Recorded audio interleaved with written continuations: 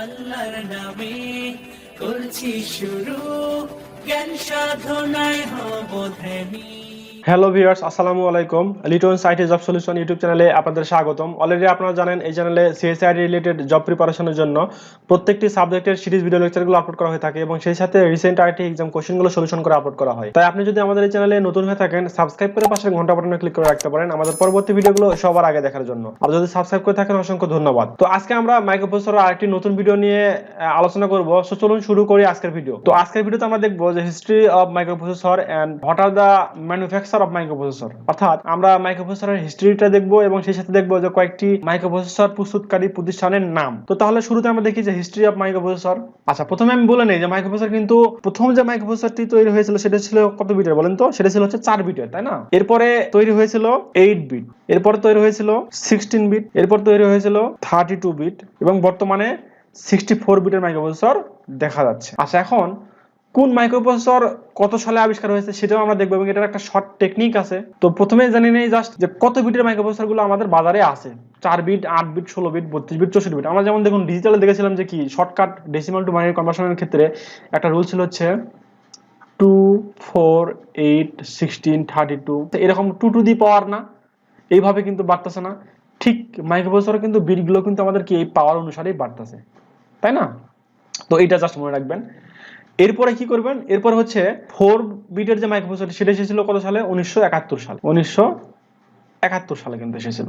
হ্যাঁ, আচ্ছা, এখন এই 1971 সালে যে এসেছিল, তাহলে এই 4 বিটের মাইক্রোপ্রসেসরের एग्जांपलটা কি? সেটা হচ্ছে ইন্টেলের ছিল 4004। এটা ছিল হচ্ছে আমাদের ফার্স্ট মাইক্রোপ্রসেসর, যেটা 1971 সালে এসেছিল। এরপর 8 বিটের মাইক্রোপ্রসেসরগুলো কি কি? 8 বিটের মাইক্রোপ্রসেসর ছিল কি ইন্টেলের কিছু কিছু মাইক্রোপ্রসেসর ছিল 8 বিটের, যেমন এর মধ্যে ফার্স্ট 8 বিটের মাইক্রোপ্রসেসর হচ্ছে 8008। এটা হচ্ছে ইন্টেলের ফার্স্ট 8 বিটের মাইক্রোপ্রসেসর। এখানে আমরা ইন লিখে রাখি যাতে বোঝা যায়, ইন্টেলের ইন লিখে রাখলাম।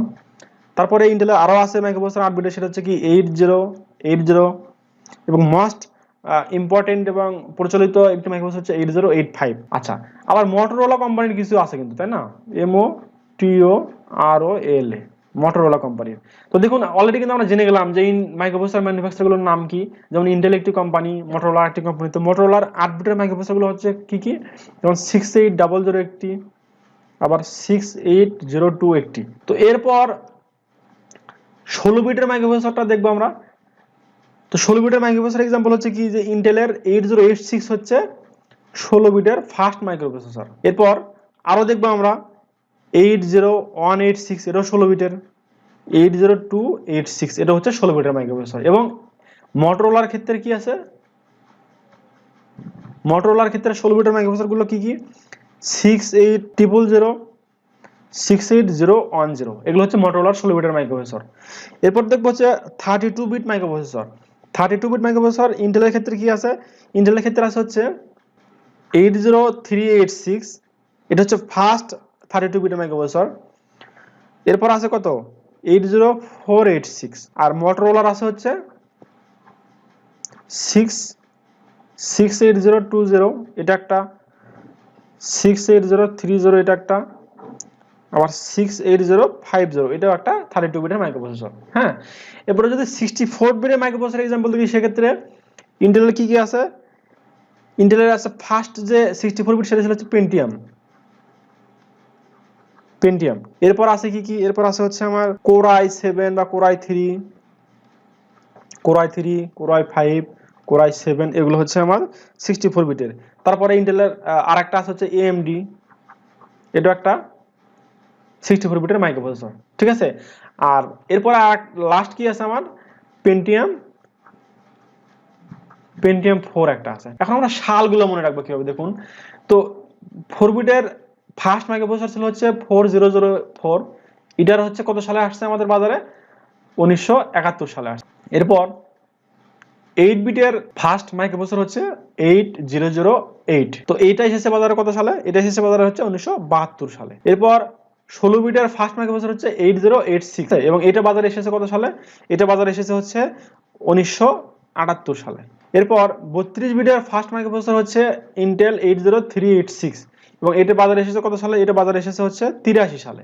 আর 64 বিটের মাইক্রোপ্রসেসর ফার্স্ট হচ্ছে পেন্টিয়ামটা এবং এটা এসেছে কত সালে? এটা এসেছে হলো 1993 সালে। তো দেখুন, তো এই ছিল আসলে জেনারেশন, এবং এখানে কিছু কিছু বৈশিষ্ট্য আছে। যেমন দেখুন যে আমরা এই 4 বিট থেকে আমরা কেন 8 বিটে আসলাম, 8 বিটে আসলাম কি জন্য, যে আমরা 8 বিট রেজিস্টারে বা 8 বিট ডাটা নিয়ে আমরা কাজ করতে পারি। এই জন্য যত বিট নিয়ে কাজ করতে পারবো তত তো ভালো স্পিড আমাদের বাড়বে, তাই না?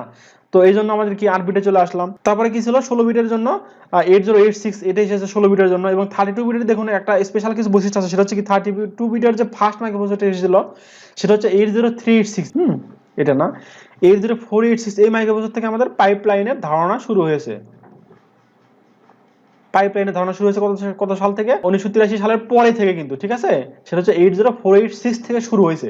80386 কিন্তু পাইপলাইন না, 486 থেকে পাইপলাইন শুরু হয়েছে। এরপর 64 বিটে দেখুন যে সুপার স্কেলার কিন্তু শুরু হয়েছে কি, যে আমাদের পেন্টিয়াম আছে না 64 বিটের, যেটা 93 সালে এসেছিল, এবং সেখান থেকে আমাদের সুপার স্কেলার ধারণাটা এসেছে। সুপার স্কেলার, তো এই পাইপলাইন সুপার স্কেলার সম্পর্কে আমরা পরবর্তী ভিডিওতে আরো আলোচনা করব। এরপর হচ্ছে যে পেন্টিয়াম 4 একটা আছে, এটা কিন্তু আমাদের ডিপ সুপার স্কেলার ইউজ করা হয়। ডিপ সুপার স্কেলারও কিন্তু আরো ফাস্ট, ডিপ সুপার স্কেলার কিন্তু আরো ফাস্ট। দেখুন জাস্ট মনে রাখবেন এইভাবে, জাস্ট আমাদের এইটা এই সিরিজটা মনে রাখার জন্য আমাদের এই যে ডিজিটাল ইলেকট্রনিক্সের এই ফর্মুলাটা মনে রাখবেন, 4 8 16 32 64, মানে 2 এর পাওয়ার আস্তে আস্তে করে বাড়ছে। আর সালটা মনে রাখার জন্য কি আছে দেখুন, 12833, তার মানে কি 128 আমরা জানি 2 টু দি পাওয়ার 7, তো 128 মনে রাখবেন, এরপর হচ্ছে 33 মনে রাখবেন, তাহলে দেখবেন সালগুলো মনে থাকবে। তো এই ছিল আসলে হিস্ট্রি। এখন আমরা দেখবো হচ্ছে নেম অফ ম্যানুফ্যাকচার, অর্থাৎ মাইক্রোপ্রসেসর আসলে কোন কোন কোম্পানি তৈরি করে থাকে। মাইক্রোপ্রসেসর তৈরি করে থাকে এমন কয়েকটি প্রচলিত যে কোম্পানিগুলো, সেগুলো হচ্ছে কি, 1 নম্বর হচ্ছে ইন্টেল, 2 নম্বর হচ্ছে মোটরোলা, এবং 3 নম্বর হচ্ছে জাইলোক। তো এগুলো কিন্তু অনেক সময় এসে থাকে পরীক্ষায়, বিশেষ করে এমসিকিউর জন্য। আর হচ্ছে ব্যাংকে তো অবশ্যই আসে আর কি, মাইক্রোপ্রসেসর থেকে কোশ্চেন আসলে এই টাইপের কোশ্চেনগুলো হরহামেশাই দেখা যায় আর কি। তো এই ছিল আজকের ভিডিওটি। ভিডিওটি যদি আপনাদের ভালো লেগে থাকে অবশ্যই লাইক দেবেন, আর পরবর্তী ভিডিও পর্যন্ত অপেক্ষা করুন। সে পর্যন্ত সবাই ভালো থাকবেন। ধন্যবাদ সবাইকে, আসসালামু আলাইকুম।